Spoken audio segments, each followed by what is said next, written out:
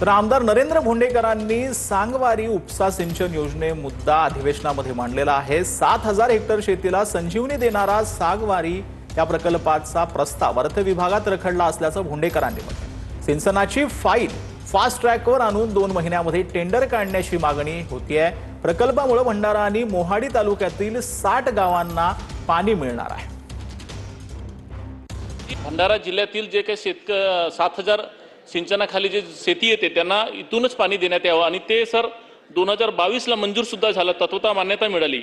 त्याच्यानंतर ती फाईल अनेक कमिटीच्या माध्यमाने पास करत राज्यपालांची मंजुरी घेतली अध्यक्ष महोदय। शेवटी आता फायनान्समध्ये ती 2दा-3दा अडकते अध्यक्ष महोदय।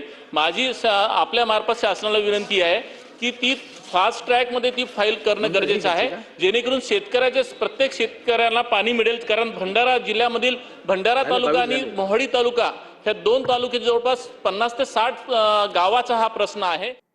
पश्चिम आशियातील परिस्थितीबाबत केंद्र सरकारच्या वरिष्ठ मंत्र्यांची बैठक झाली। होर्मुझ पुन्हा सुरू झाल्यानंतर गॅस आणि कच्च्या तेलाच्या पुरवठ्याच्या स्थितीबाबत चर्चा करण्यात आली। नैसर्गिक वायू आणि कच्च्या तेलाच्या पुरवठ्याच्या स्थितीवर चर्चा झाली। संरक्षण मंत्री राजनाथ सिंह, गृहमंत्री अमित शहा आणि नितीन गडकरी त्यासोबत JP नड्डा आणि प्रल्हाद जोशी यावेळेला उपस्थित होते। आज व्यावसायिक गॅस सिलेंडरच्या दरात कपात करण्यात आलेली आहे।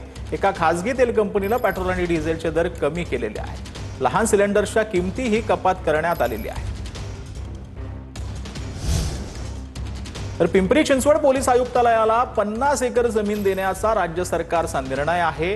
ताथवडेतील जमिनीवर आता पिंपरी चिंचवड पोलिसांचा राज्य असेल। मुख्यमंत्री देवेंद्र फडणवीस यांच्या सूचनेनंतर महसूल मंत्री बावनकुळेंचा निर्णय आहे। गृह विभागाला जागा हस्तांतरित करण्याचे बावनकुळेंचे आदेश आहेत।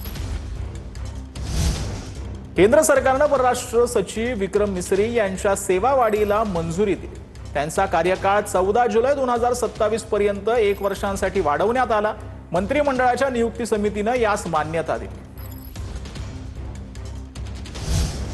तर व्हॉट्सअप युजर नेम फीचर भारतात सुरू करण्यासंदर्भात सरकारने मेटाला नोटीस दिली आहे। 3 दिवसात युजर नेम फीचरबाबत सविस्तर स्पष्टीकरण देण्याचे मेटाला निर्देश देण्यात आले।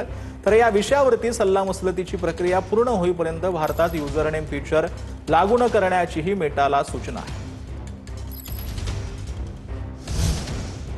तर आता बातमी आहे नवी मुंबईतून।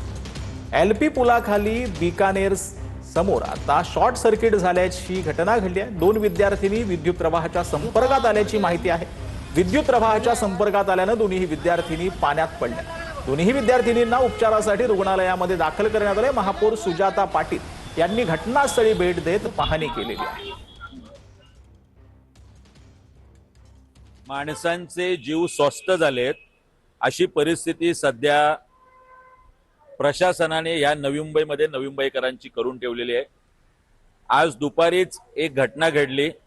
2 महाविद्यालयीन विद्यार्थी, मग त्या शुभांगी बलखंडे असेल जिचे वडील माझ्यासोबत आहे आणि उज्ज्वला वाघ जिला वडील नाहीयेत, अशा 2 विद्यार्थिनींना शॉक लागला। कुणात्याही प्रशासनाला आणि सरकारला या 2 चिमुरड्या मुलांची काळजी नाही की काय, इतका हलगर्जीपणा प्रशासनाकडून सुरू आहे।